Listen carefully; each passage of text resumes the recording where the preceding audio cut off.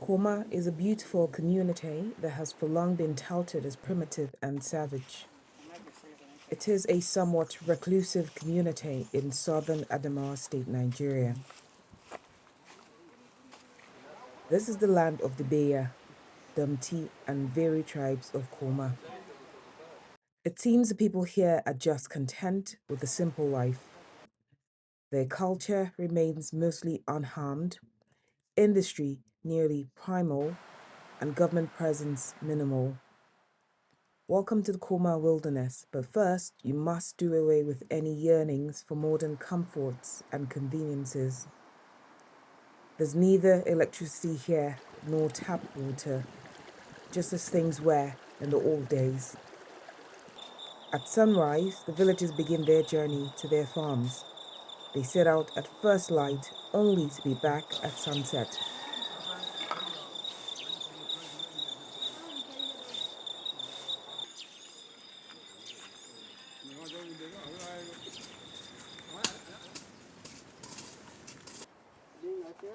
Nasani is one of the few remaining keeping to ancient customs. She starts each day early, wandering the woods in search of firewood. Inna is oblivious to the stares from wandering strangers like me who venture into the hills seeking out the mystifying naked hill people.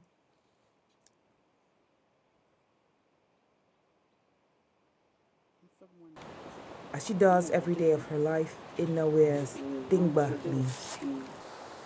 Koma natives favor dingba over other plants because it is smooth and gentle on the skin. There's no way to tell how old she is. She was born at a time when there were no records of birth.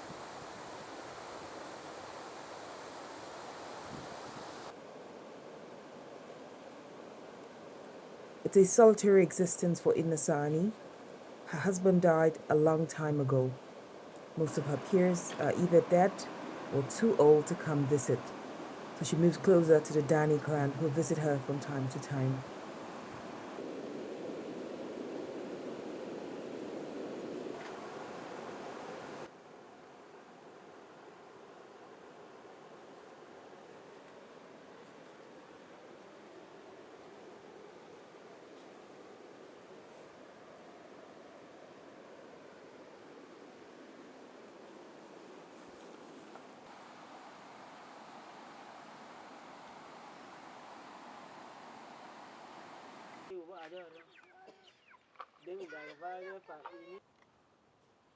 Senima of the Komanali clan lives just a couple of miles away from Inna. She's even more fragile and probably older than Inna Sani. Senima only comes out of her hut for a few minutes every day. Otherwise, she's content to sit in her dark hut, mumbling to herself, seemingly reliving the old days in and out of bouts of senility. These old women are just two of the very few left in Koma, still holding on to a vanishing culture. In the evolution of the early Koma, dingba leaves were the only available material to cover parts of their nakedness with. As development came to Koma, the traditionalists marked their territories at the topmost parts of the hills, soaring higher, pushing away all forms of change and westernization.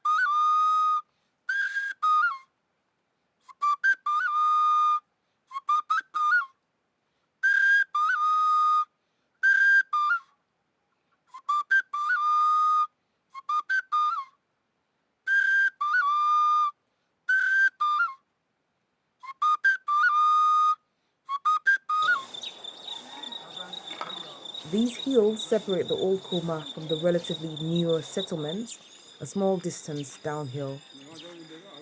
The hill dwellers held onto the leaf heritage more out of nostalgia for the old ways than for any practical reasons.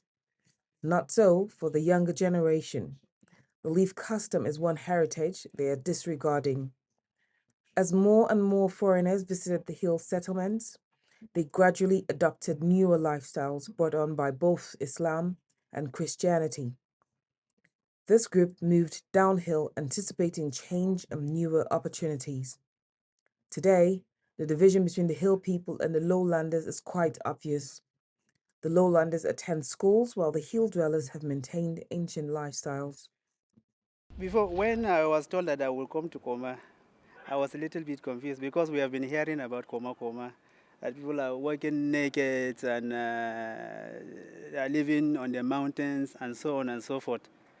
But what came to me immediately was that so far it is God that called me to go there to work.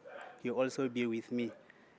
Omega Jacob is a missionary teacher serving in Koma with the Church of Christ in Nations School established in 2004. But first of all, when I came here, the story is different. I was thinking that I would find a lot of difficulties.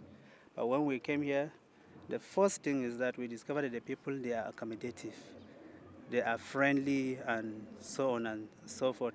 So that's but the first thing that now gave us courage to sit down and work among these people. Though I know we find it difficult because by around 2011, just only few of them that can speak Hausa, only few of them. And so we came communication was very difficult for us, but God helped us, particularly in the school. You know, most of the people are from the mountains. Most of them, if they when I came, those people that came before me was that they find it difficult to bring the pupils in the school.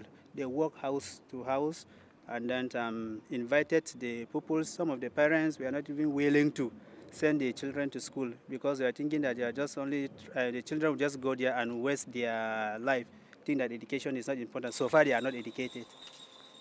Over time, the natives became more accepting of the promise of better opportunities and advancement through schools. One of Omega's students, Estefanus Isa, is our guide. He's a direct descendant of the Koma Beya. Mai suna Estefanus Isa, ni asali ɗan gari, ni mutumin ɗan gari Koma nan, Koma Hills. Yanzu nan za mu je dutse san Mangal. Nan so in kai ku wanda dutse da Allah ya halitta kamar yar mace. Moving around in Koma can be very tiring. The terrain is rocky, and so walking is the easiest way to get around. The locals recommend flip-flops when traveling, as it is easier to navigate Koma's bush paths and rocky pathways, spotting light footwear.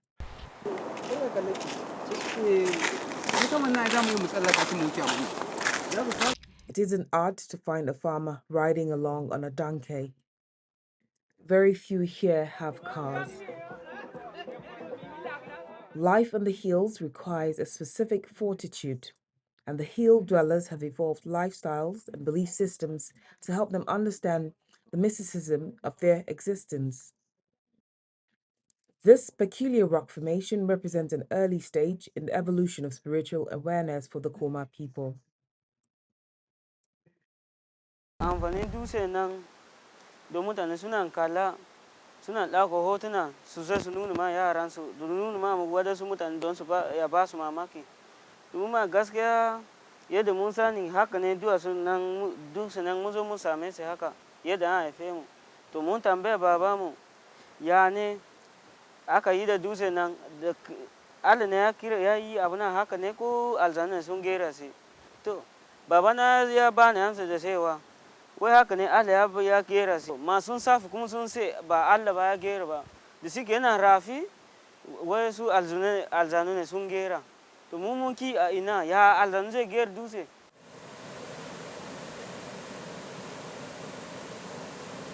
Estefanus may not believe in the traditional faith system of the early Koma. Nevertheless, he's taking us to meet someone who does. Traveling up the hills is much more easily talked about than done. Fortunately, there's a silver lining. Breathing in all that fresh air is heartwarming. Little wonder that the natives are so physically fit. The natives are typically short and of slight build. The Mangal River keeps the ground moist and filled with nutrients for plants to thrive. So even though the ground is rocky, they plant almost everything from groundnuts to corn and okra. The Dani clan has settled higher up the hill, and some of them believe that the female rock formation is a manifestation of the powers of Dir, a traditional spiritual deity. Meet Umaru Dani, the patriarch of the Dani clan of the Beya tribe. He's one of the few left still practicing a traditional religion which many now consider black magic. Dua, kai naga, kai vari, kai naga, kai vari, kana dua pena. Mam tangai mana, ai go ugai, un dua lita, Bersihan Cairo. yang kai ro go vom. Mi dokti go. Lavio go mi dokti on yong go mi dokti.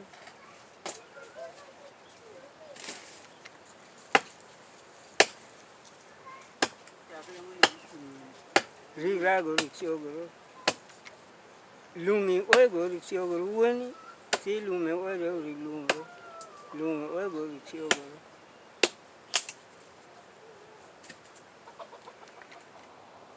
Sida. Uran lela ko dungan dung dara lela ki da dai tasi go udar so an lela ko dungan dung pa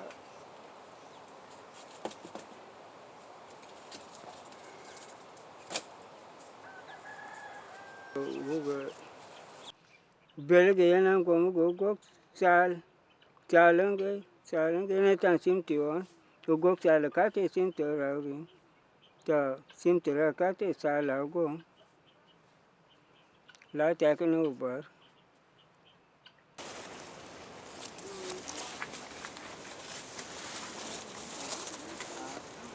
yama ni de ni sa do ga belga do ga par a par wa kum de do ko ta ne ta nu na ga fu ge a do ga wa kum a do ga wa kum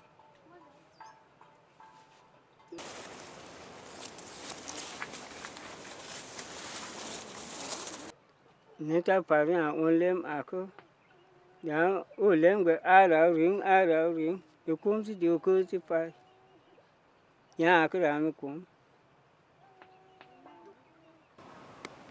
With his spiritual rites done, Umaru Dani is ready to continue with the rest of the day's activities. Thursday is market day.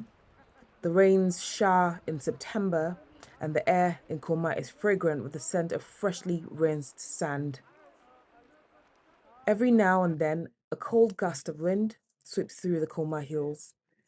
The chilly breeze is welcome relief for natives who have to travel 2 hours on foot to get to the market. All pathways lead to the Chanchcha market, but first the villagers must cross the Chanchcha River to get there. The market is as rustic as it gets. It's a wonderland of variety. You'll find hot, steaming balls of kose. Traders come from neighboring villages carting goods. You'll find used clothes, vegetables, and fruit.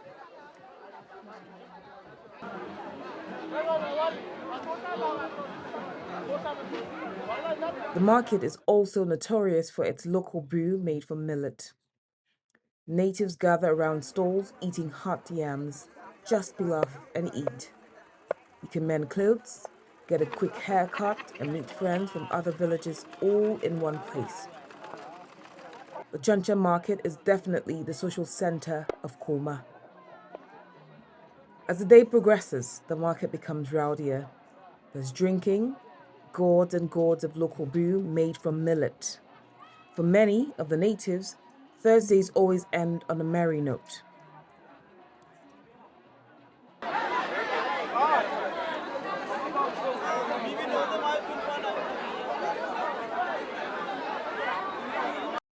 Land here is precious as Koma is majorly a feudal community. Rent for land is often paid as a ratio of farm produce. Natives count their wealth in seeds, and old crop is much more valuable than new harvest because the old seeds acquire a distinct flavor from the aging process. There's plenty growing here: millet, rice, and corn. The land is so fertile that they plant almost everything. Generations of weavers have lived and practiced their art in Koma, but the tailoring trade is still in its most elementary stages. All a traditional hat maker needs are needles, some wool, and thread. Yohana Tasu makes hats. The traditional indigo requires a particular meticulousness only passed on from generation to generation. Sunana Yohana Tasu, yaren Koma ne, Koma with sana'a na ɗinkin hulu na gargajiya da na noma. Yawa idan na je duce na samu yadi baki din nan in na zo, bayan da na zo sai in koma kaso kuma in je siyan fari, bayan da na siya fari sai in zo in yanka. Bayan da na yanka sai in gwada da hannu, ba tun da ba mu da tep, in yanka in gwada da hannu. Bayan da na gwada sai in hada kuma bayan da na hada sai in tuka igiya wanda yana kusa da ke din nan, in tuka igiya nan in aika duwatsu mu a kama igiya, sai bayan da na hauka sai na buga tukuna. Bayan da na buga igiya din nan in tuka kuma in sanya rana sai in hada fula. To ne idan ran da in ba yadi sai in hau duwatsu mu na iri na Koma, in je in sayo yadi din nan. Bayan da na dawo da shi sai in je in saya kuma farin yadi din nan, in zo in tuka igiya na sanan in hada huluna, in hada dinka hula, in ya fita hula sai in sayar da su. Bambamci hulan gargajiya da na waje, mu irin namu din nan idan mun gama aikinta in an ciya ana rawan gargajiya da shi da kuma yin shafe da shi. Mu a kawai mu idan mun fita nema abinci, mu je mu noma abin mu a sauke mu samu abinci. Sannan kuma idan na tashi neman giciri ko kuwa miya ne a kasuwa, ba wai sai na nema mota ko kuwa wani abu ba, sai in taka da kafa na, ban kuma na batar da kudi ba.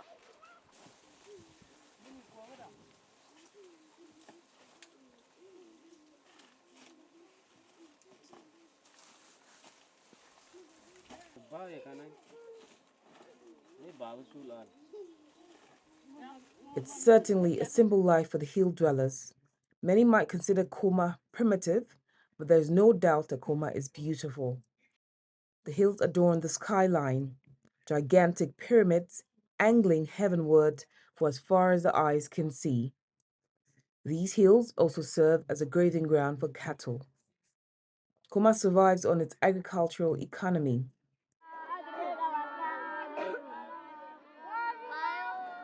Religion paved the way for modern intellectual activity and the educational development of the Koma people. Every day, the Koma chief imam in Nasarawa gathers his students to discuss Islamic thought. He often instructs these young ones about the traditions of the Islamic faith.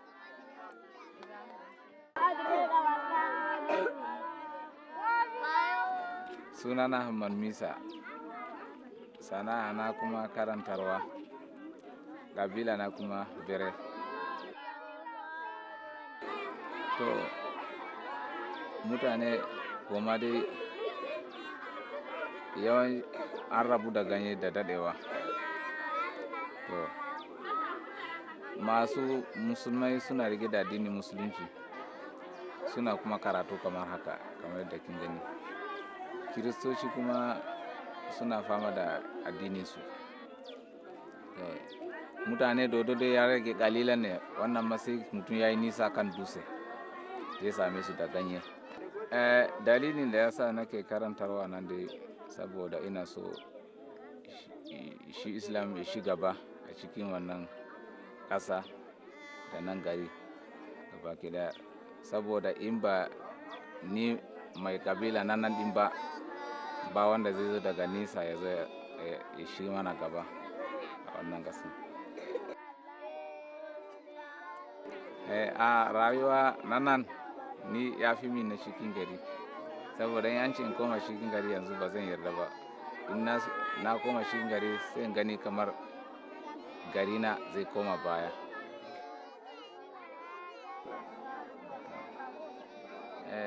Karantarwa na soma shi dai akalla yau ya kai shekara 13.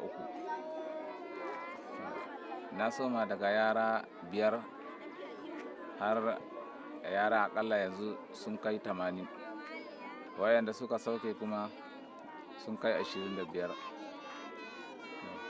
Akwai wayanda kuma suke zuwa daga nesa. Iyaye nan kuma su ma suna ƙoƙari gwargwadon halinsu.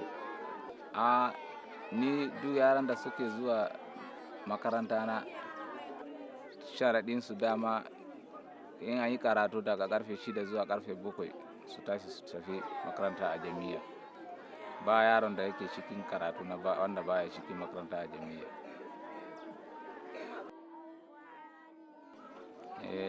Abin da ya sa na ce musu su je makarantar boko saboda lokaci ne ya kawo in har mutum ya yi komai karatu mutum arabiya in bai yi a jami'a ba zai gama hasken ba.